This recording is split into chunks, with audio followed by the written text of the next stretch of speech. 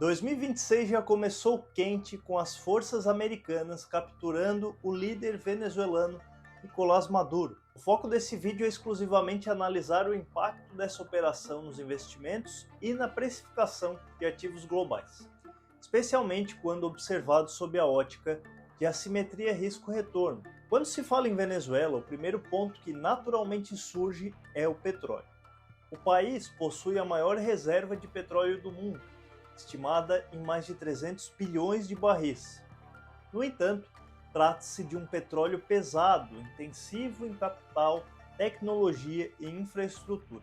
Apesar do potencial gigantesco, a capacidade produtiva venezuelana é extremamente subutilizada. A produção caiu quase 70% desde o fim da década de 90, quando o país extraía mais de 3,5 milhões de barris por dia.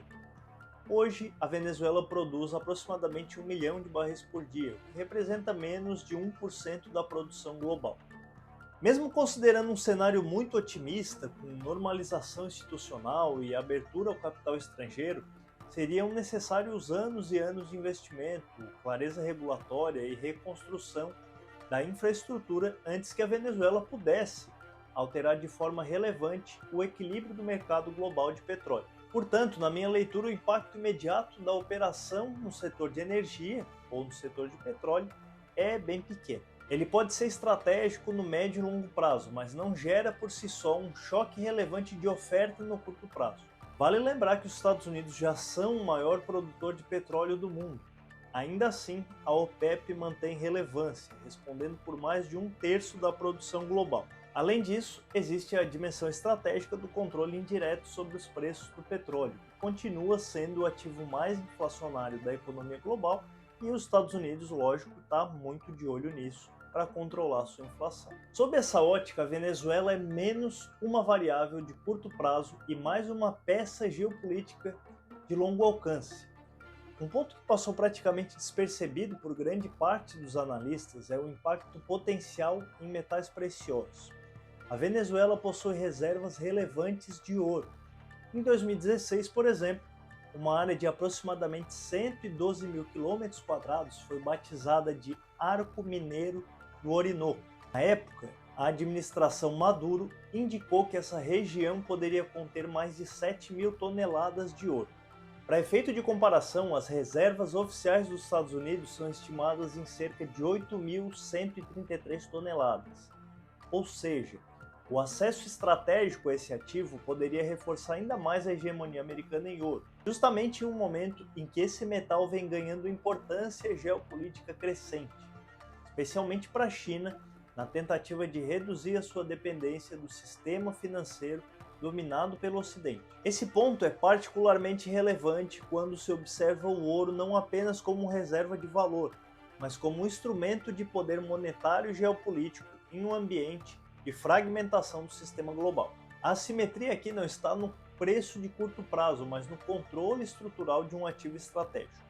Pensando nisso, ao comentar a operação militar, o presidente Trump indicou explicitamente o retorno da doutrina Monroe como eixo central da política externa americana, declarando que a dominância americana no hemisfério ocidental nunca mais seria questionável.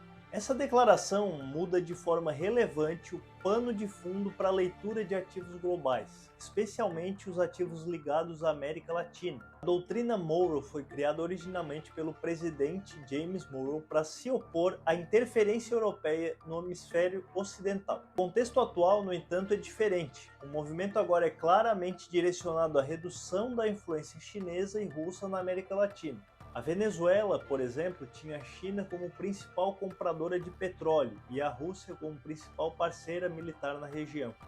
E é aqui que o impacto nos investimentos se torna mais evidente.